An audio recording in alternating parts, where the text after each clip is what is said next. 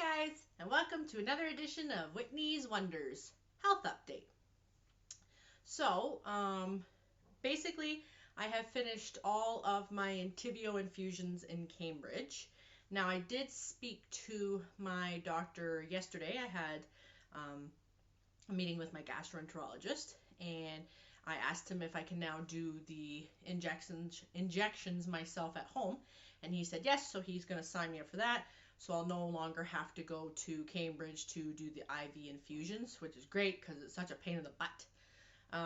I'd rather just self-inject at home. He said that there's no difference in doing it with the self-injection or at the IV clinic.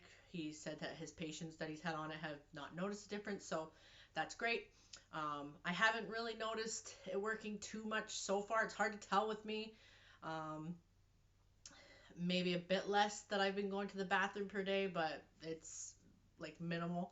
I was on 15 milligrams of steroids since my last video till today. So I've been on steroids a couple months now. So we discussed yesterday about coming off of them. And now I'm going to fully taper off the prednisone and let the Cimzia and Entyvio do the work.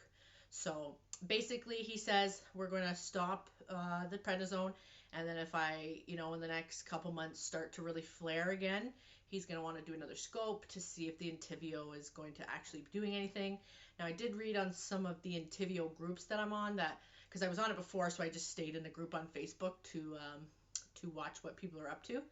But basically, some people said it could take like 6 months to a year for Entyvio to actually start working. So, I mean, and how do you ever know if it's really working? With this one, I can actually get, they call it trough levels. So that would basically test the level of the medication in your system to see if it's actually retaining in there to work. If you do the trough level and there's nothing in your system, then that means that your body is kicking it out faster and it's not staying in there, and essentially it's not working.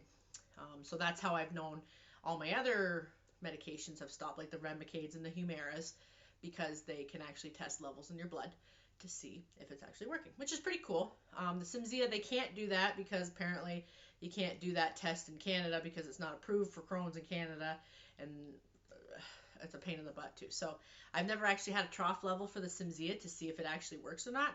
So I just know probably as I'm tapering off this Cimzia that there's going to be a lot of symptoms coming back. I did enjoy it while it lasted. We'll see. We'll see if I go back to the old. I mean, I really like that it helped my energy levels, but I have been having, I can't remember if I mentioned in my other videos, a swollen left foot. So I brought that up to him as well yesterday. He looked at it because when it kind of comes down from the swelling, I wear my compression socks all the time. But when it comes down, there's like a little bump near my toe. So he basically said it's an autoimmune response to my body kind of flaring, or it could be the prednisone. Now that I'm at like stable levels. So he thinks, I can't remember what he called it. He had a term, but I won't be able to say it, and I can't remember what it's called because I would butcher it anyway. But it's some form of edema in the foot is what it sounded like.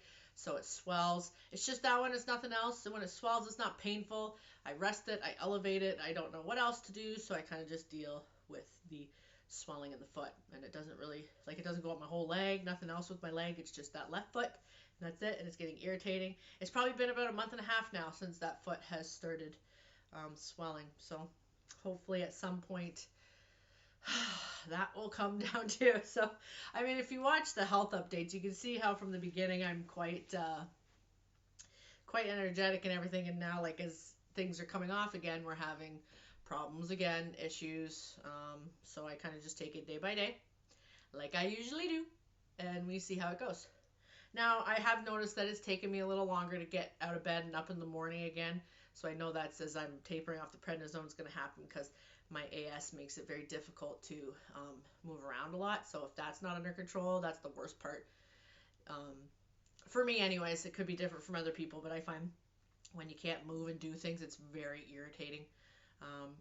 But other than that, I mean, I had that meeting with him. I have my rheumatologist coming up soon, an appointment for that. I might even mention the swollen foot to her. Maybe it's something to do with my AS. I'm not sure. So I'll meet with her as well, and we'll see if she's got any opinions about the swollen foot or what's going on. So other than that, in terms of my health, I mean, for the last couple days, I've actually been feeling quite nauseous.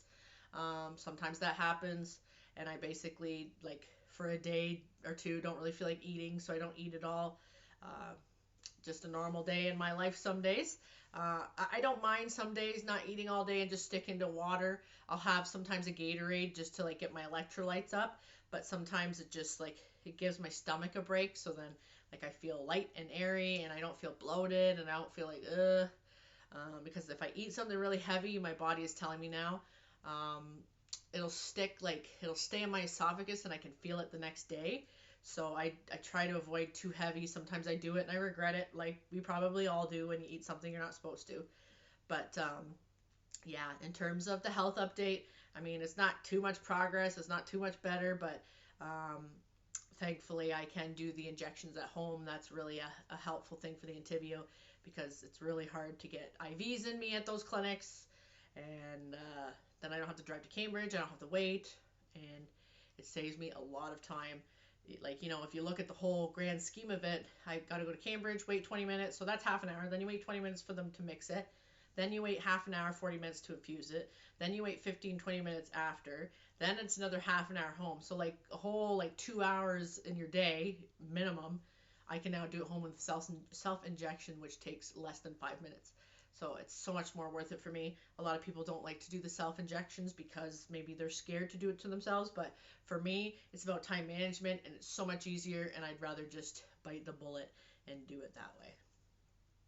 But yeah, so I just wanted to give you guys, I haven't done a health update in a while, so we are in February 2022. And going forward, like I said, I'll just keep doing random updates for my health as things are going, as I'm tapering off the prednisone, and it's pretty much to the end. I'll probably do another video just to see how my body's feeling, but as I continue on, doctor's appointments, medications, Crohn's life. All right, guys, so we will see you for the next video, and peace.